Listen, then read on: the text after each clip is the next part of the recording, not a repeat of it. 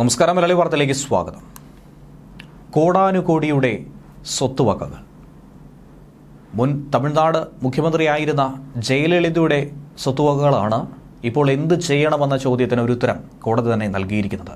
നേരത്തെ അത് ബന്ധുക്കൾക്ക് വിട്ടു നൽകണമോ ലേലം ചെയ്യണമോ എന്ന കാര്യത്തിൽ ഒരു ആശയക്കുഴപ്പം ഉയർന്നു നിന്നിരുന്നു. അതിന് പിന്നാലെയാണ് 800 കിലോയോളം വരുന്ന വെള്ളി, 28 കിലോഗ്രാം വരുന്ന സ്വർണം, അതോടൊപ്പം വജ്രാഭരണങ്ങളും സാരിയും ചെരുപ്പുമടക്കം നിരവധി കാര്യങ്ങൾ. എന്നാൽ ജയലളിതയിൽ നിന്നും പിടിച്ചെടുത്ത ഈ തൊണ്ടി മുതൽ അനന്തരാവകാശികൾക്ക് വിട്ടുകൊടുക്കാൻ കഴിയില്ല എന്നാണ് ഇപ്പോൾ കോടതി പറയുന്നത്. കർണാടക ഹൈക്കോടതിയാണ് ഇങ്ങനെ ഒരു വിധി പുറപ്പെടുവിച്ചത്. ജയലളിതയുടെ സഹോദരന്റെ മക്കളായ ദീപയും ദീപക്കും നൽകിയ ഹർജിയാണ് കർണാടക ഹൈക്കോടതി തള്ളിയത്. അനധികൃത സ്വത്ത് സമ്പാദന കേസിലെ തൊണ്ടി മുതലിൽ അവകാശവാദം ഉന്നയിച്ചുകൊണ്ടായിരുന്നു ഇങ്ങനെ ഒരു ഹർജി സമർപ്പിച്ചത്. തൊണ്ടി മുതൽ തമിഴ്നാട് സർക്കാരിന് വിട്ടു നൽകാൻ ബംഗളൂരുവിലെ പ്രത്യേക കോടതി നേരത്തെ ഉത്തരവിട്ടു. 800 കിലോഗ്രാം വെള്ളി, 28 കിലോഗ്രാം സ്വർണം, വജ്രാഭരണങ്ങൾ, പട്ടുസാരികൾ, 750ഓളം ചെരുപ്പുകൾ, 12 ഫ്രിഡ്ജ്, 44 AC, 91 വാച്ചുകൾ തുടങ്ങിയവയാണ് ജയലളിത പക്കൽ നിന്നും തൊണ്ടി മുതലായി പിടിച്ചെടുത്തത്.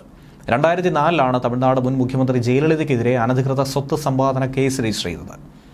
കേസിൽ തമിഴ്നാട് മുൻ മുഖ്യമന്ത്രി ജയലളിതയെ കർണാടക ഹൈക്കോടതി 2015 തന്നെ കുറ്റവിമുക്തയാക്കി. 100 കോടി രൂപ പിഴയും 4 വർഷം തടവും വിധിച്ച് ബാംഗ്ലൂർ പ്രത്യേക കോടതി 2014 സെപ്റ്റംബർ 27 പുറപ്പെടുവിച്ച ഉത്തരവാണ് കർണാടക ഹൈക്കോടതി റദ്ദാക്കിയത്. 1996 ജയലളിതയ്ക്കെതിരെ അഴിമതിയും ആനുപാതികമല്ലാത്ത സ്വത്ത് സമ്പാദനവും ആരോപിച്ചുകൊണ്ട് സുബ്രഹ്മണ്യൻ സ്വാമി രംഗത്ത് വന്നത്, പരാതിയും സമർപ്പിച്ചത്. ഈ പരാതിയുടെ അടിസ്ഥാനത്തിൽ നടന്ന അന്വേഷണത്തിൽ അന്നത്തെ DMK സർക്കാർ FIR രജിസ്റ്റർ ചെയ്തു. 66.65 കോടി രൂപയുടെ അനധികൃത സ്വത്ത് സമ്പാദനമുണ്ട് എന്നായിരുന്നു ജയലളിതയ്ക്കെതിരെയുള്ള ആരോപണം. അതേ വർഷം തന്നെ ചെന്നൈ കോടതി ശശികല, വളർത്തുമകൻ സുധാകരൻ, മറ്റൊരു സഹായി ഇളവരശി എന്നിവരെയും കേസിൽ ഉൾപ്പെടുത്തി പ്രതി ചേർത്തു. 2002 ജയലളിത വീണ്ടും അധികാരത്തിലെത്തി. പിന്നാലെ ന്യായമായ വിചാരണ നടക്കുന്നില്ല എന്ന് ചൂണ്ടിക്കാണിച്ച് DMK സുപ്രീം കോടതിയെ സമീപിച്ചു. കേസ് സംസ്ഥാനത്തിന് പുറത്തേക്ക് മാറ്റാനായി അഭ്യർത്ഥിച്ചു. ഇത് അംഗീകരിച്ച് സുപ്രീം കോടതി വിചാരണ ബാംഗ്ലൂരിലെ പ്രത്യേക കോടതിയിലേക്ക് മാറ്റി. ഇതിനിടയിൽ വസ്തുക്കൾ നശിച്ചു പോകുമെന്ന് ചൂണ്ടിക്കാട്ടി ലേലം ആവശ്യപ്പെട്ട് ബംഗളൂരുവിലെ തന്നെ വിവരാവകാശ പ്രവർത്തകൻ T. നരസിംഹമൂർത്തി കഴിഞ്ഞ വർഷം ഒരു ഹർജി കൊടുത്തു. ഹർജിയാകട്ടെ സുപ്രീം കോടതി 11-ാം തീയതി പരിഗണിക്കാനിരിക്കെയായിരുന്നു സർക്കാർ ഇങ്ങനെ ഒരു നടപടി സ്വീകരിച്ചത്.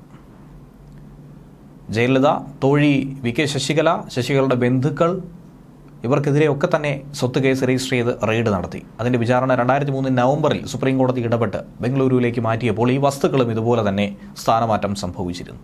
അതിലാണ് ഇപ്പോൾ നിർണായകമായ ഒരു വിധി പുറത്തു വന്നിരിക്കുന്നത്. ന്യൂസ് ഡെസ്ക് മലയാളി വാർത്ത.